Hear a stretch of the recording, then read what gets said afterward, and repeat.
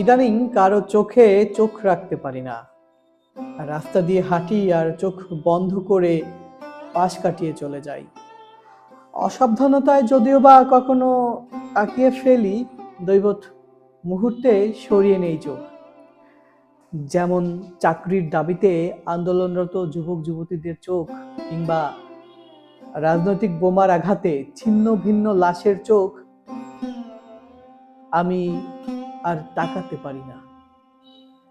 ফুটপাত থেকে উঠে দাঁড়িয়েছে যে ছেলেটি, যার ফুটপাত একটু একটু করে দখল হয়ে যাচ্ছে উন্নয়নের জোয়ারে, যার চোখে লেগে আছে একরাশ ক্ষুধা, আমি তাকাতে পারি না।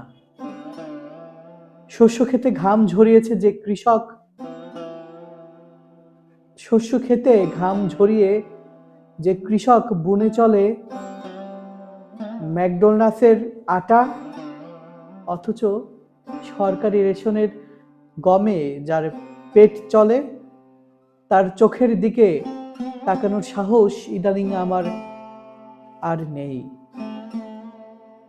বনগা লোকাল ধরে চাকরির নামে বেরিয়ে এসে যে মেয়েটা শরীর বেচে ফেরে গভীর রাতে, তার ক্লান্ত অথচ কঠিন চোখে তাকাই, তেমন বুকের পাটা কই?